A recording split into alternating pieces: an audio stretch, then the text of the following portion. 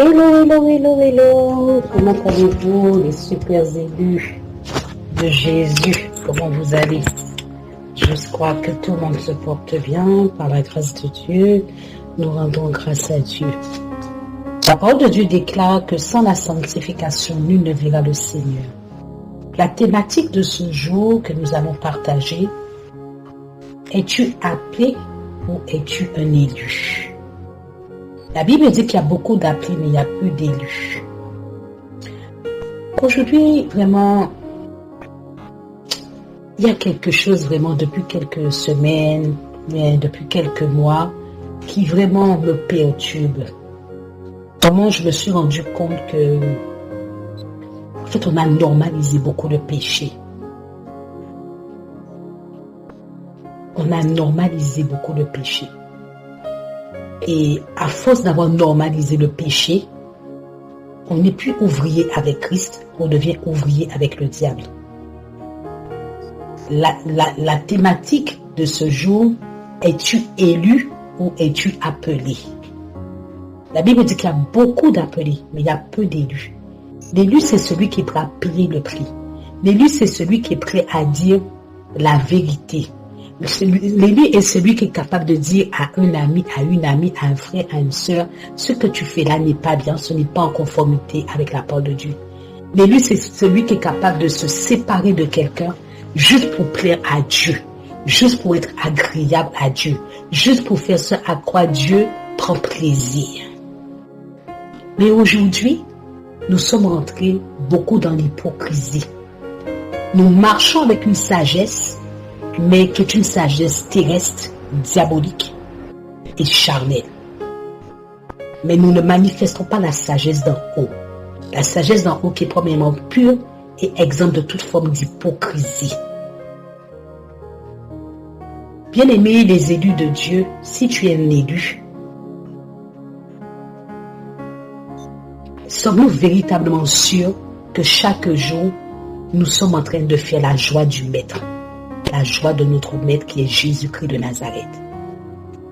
Sommes-nous vraiment en train d'être ouvriers avec Christ? Sommes-nous en train d'être vraiment une bénédiction pour quelqu'un? Vous savez, la mort et la vie sont au pouvoir de la langue. Et tel un homme pense, tel il est.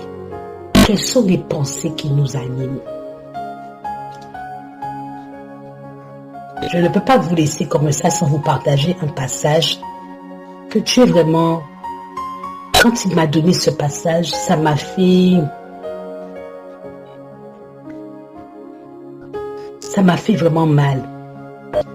La Bible dit que Dieu a dit à Michée, le prophète Michée, je lis la parole avec révérence, Michée 5,15.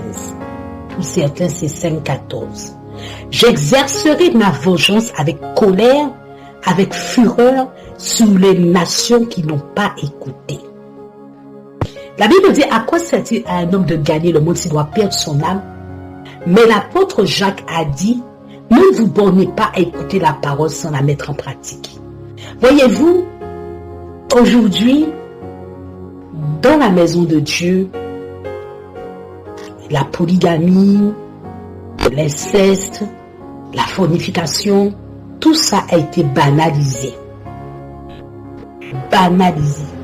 Vous entendez même certaines personnes qui vont dire que leur autorité vont leur dire consommer le mariage avant d'avoir établi le mariage, sceller le mariage devant les autorités, devant les maires et même devant l'église. Ce n'est pas un péché. Vous pouvez consommer parce que vous avez été doté.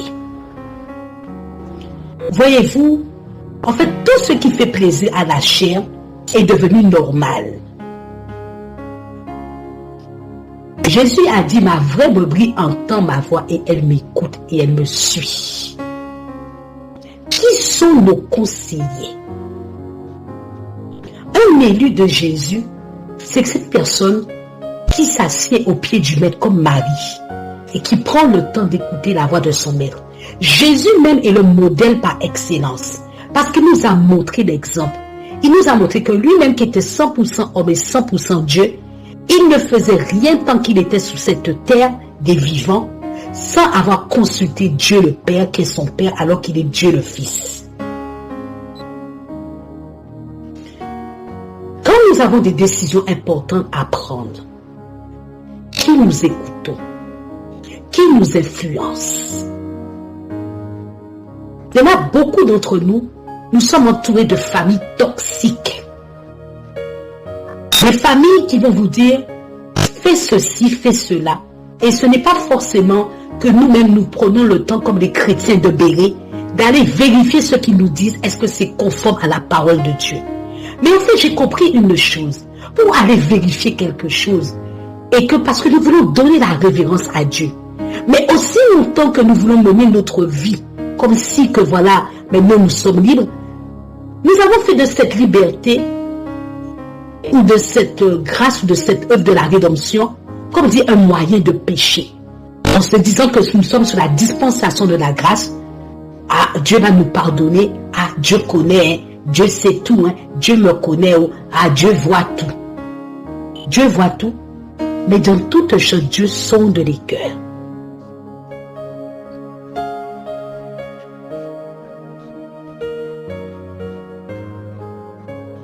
Beaucoup sont appelés,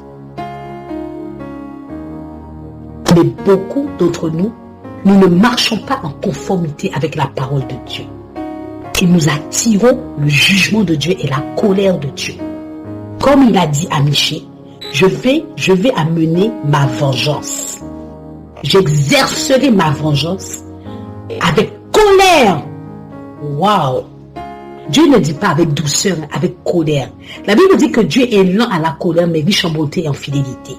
Si aujourd'hui, tu entends ce message, c'est parce que Jésus est en train de te tendre la perche et pour te dire de revenir à moi. Mieux vaut la fin d'une chose que son commencement. L'impudicité, la fornication, toutes ces choses sont devenues normales maintenant.